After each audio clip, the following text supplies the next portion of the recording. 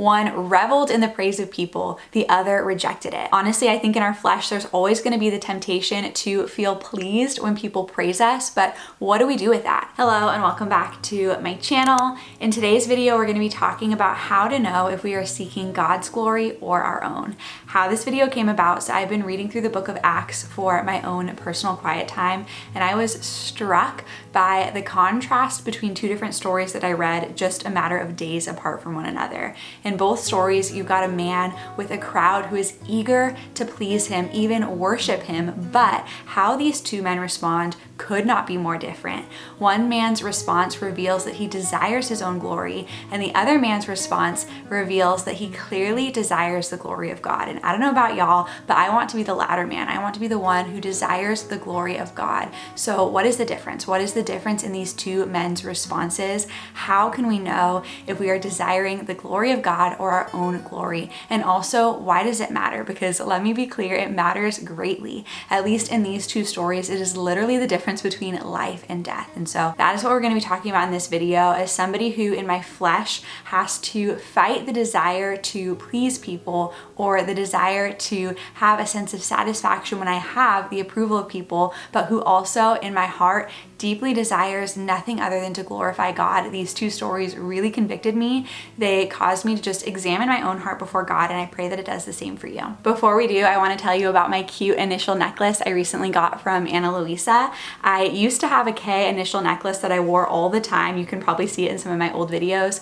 but it tarnished, and I had been wanting for so long to get a new one that I knew would last a long time, that wasn't going to tarnish, but also that wasn't going to cost a fortune. And this one from Ana Luisa is perfect. I have a handful of their other pieces, so I can attest that even with a ton of wear, they don't tarnish, but they also don't break the bank. Their designs start at as low as $39, and so I'm a huge fan of Ana Luisa, and I also love that they are a sustainable brand. Also gotta say, these would make the perfect gifts. I love finding just like personal, meaningful gifts to give people, and I actually got a couple initial necklaces with kids' initials as gifts for a couple people on my list, so I'm super excited for them to open them because I know they're going to love them. Also, their packaging is super cute, so it's like gift ready. So if you are still needing to snag a couple gifts for people on your list or want to grab something special for yourself, Ana Luisa is currently having holiday sales up to 35% off, so I'm going to leave a link down below for you to shop some of my favorites. And a huge thank you to Ana Luisa for sponsoring today's video. Before we get into it, if you haven't already, please be sure to subscribe to my channel. I make Christian faith and lifestyle content aimed at encouraging you to know God more through His Word and to grow in His likeness. And I would love to have you here, and then give this video a thumbs up if you find it helpful or encouraging. So are we seeking God's glory or our own? The first story I want to look at is found in Acts chapter 12. So go ahead and pull out your Bible. I'm also going to have the text up on the screen. Here's what it says. Now Herod was angry with the people of Tyre and Sidon, and they came to him with one accord, and having persuaded Blastus, the king's chamberlain, they asked for peace, because their country depended on the king's country for food. On an appointed day, Herod put on his royal robes, took his seat upon the throne, and delivered an oration to them. And the people were shouting, "The voice of a God and not a man." Immediately, an angel of the Lord struck him down because he did not give God the glory, and he was eaten by worms and breathed his last. So a note on this from the Enduring Word commentary to understand it a little bit more, some context. The people of Tyre and Sidon wanted to make peace with Herod. This was Herod Agrippa I. Since Herod had been very angry with them, it says, and they needed the food that came from Herod's country, the crowd was motivated to please Herod. That's what was going on in the context. And Herod knew this. Herod knew that they were at his mercy and that they needed something from him and that they were, in a sense, groveling. So Herod puts on his royal robes to give a speech, eager to let the crowd strike his ego. But when the speech is done, God strikes him dead. Why? Because again, Acts 12:23, because he did not give God the glory. Now, it might seem a little harsh, but all throughout the Bible, we see that God's glory is a weighty thing. It is a serious thing. When we seek our glory rather than God's glory or try to steal God's glory, it is a sin. And according to Romans 6:23, the wages of sin is death. Even though it may seem harsh, the reality when we understand God's holiness is that when God doesn't respond to us the way that he does respond to Herod here, it is actually his mercy. Now let's take a look at the second story in Acts chapter 14. The context here is that the Apostle Paul has just, by the power of God, healed a man who cannot walk. Here's what it says, Acts 14:11 through 18. And when the crowd saw what Paul had done, they lifted up their voices, saying in Lyonian, "The gods have come down to us in the likeness of men." Barnabas they called Zeus, and Paul Hermes, because he was the chief speaker. And the priest of Zeus, whose temple was at the entrance to the city, brought oxen and garlands to the gates and wanted to offer sacrifice with the crowds.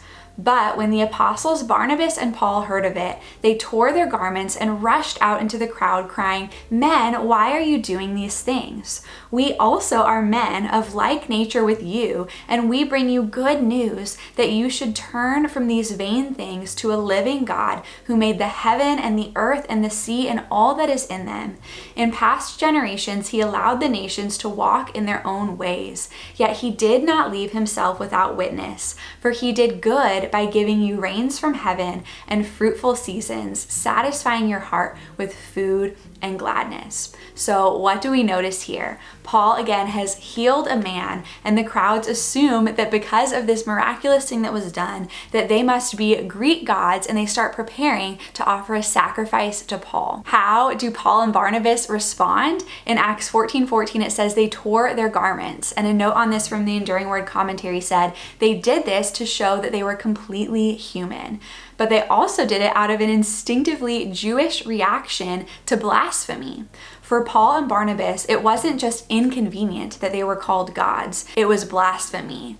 Paul then calls the crowd to this. He says to turn from these vain things. Instead of telling the crowds what they wanted to hear, Paul wasn't afraid to speak the bold truth in telling them that their idolatry was wrong. He was telling them to turn from these lowercase gods and turn to the one true living God. I've said it in a lot of my videos before, but when we live with conviction, we are freed from the need to please people. Paul was so sure of the truth of who God is, that it didn't matter to him if he was pleasing people or not, because he was intent on pointing them to the truth. From here, Paul goes into a mini sermon proclaiming to them how God has revealed himself to us all through the things that he has made. So how does Paul respond? In short, he refuses to accept the praise of people, the glorification of people, and instead he redirects it to God. His goal isn't to please people or to be praised by people. His goal is that they would come to know God. So in both of these stories, we've got crowds who are calling these mere men gods, and the men respond so differently, and their responses indicate whether they are seeking their own glory or the glory of God. And from these two stories and contrasting them, I've pulled a couple questions for us to ask to examine our own hearts. The first question to ask is, am I looking to get something from people or give something to them? Once again, Paul wasn't looking to get praise from people. He was looking to give to them the good news of the gospel, whereas Herod was looking to get from them praise and glory and allowing them again to stroke his ego. If you realize in examining your heart that you are often looking to get something from people, whether that be approval or praise or glory or validation or whatever it may be, ask God to show you and to make real to you how he has already given you everything that you need in him, and ask him to open your eyes to see the needs of people around you that he might be wanting to use you to meet. The second question to ask is, when people try to give me glory or praise, do I accept it, or do I instead give glory and credit to God? Once again, Herod's response and Paul's response were vastly different. One reveled in the praise of people, the other rejected it. Honestly, I think in our flesh, there's always going to be the temptation to feel pleased when people praise us, but what do we do with that? Do we lean into it, or do we redirect that praise to God and recognize that anything good in us or in our lives is from him and point point people to him and continually ask him to change our hearts to desire his glory above our own. It's interesting to note that in Paul's situation, in literally the very next paragraph, it says that the Jews came from Antioch and Iconium and persuaded the crowds of people at Lystra to turn against Paul and Barnabas to the point where they stoned him. The very same crowds that wanted to worship Paul and offer sacrifices to him in the very next breath wanted to kill him. Yet God spared Paul's life. Compare that to how he responded to Herod. The point is, crowds are fickle. Our sense of security or identity cannot be rooted in how loved we are by people, but rather in the finished work of Jesus on the cross and the fact that he calls us his own. If you, like me, are tempted to feel good about yourself when people love you and bad about yourself when they don't, ask God to help you to firmly root your identity in him and to desire his glory above all else. I hope that was encouraging to you. I would love to hear from you down in the comments. What do you seek to get from people, and what can you seek to give to them instead? As a reminder, if you want to check out the Ana Luisa holiday sales going on right now of up to 35% off, I'm going to leave a link down below for you to shop some of my favorite long-lasting, beautiful, but affordable jewelry pieces. Thank you so much for watching this video, and I will see you in my next one. Bye.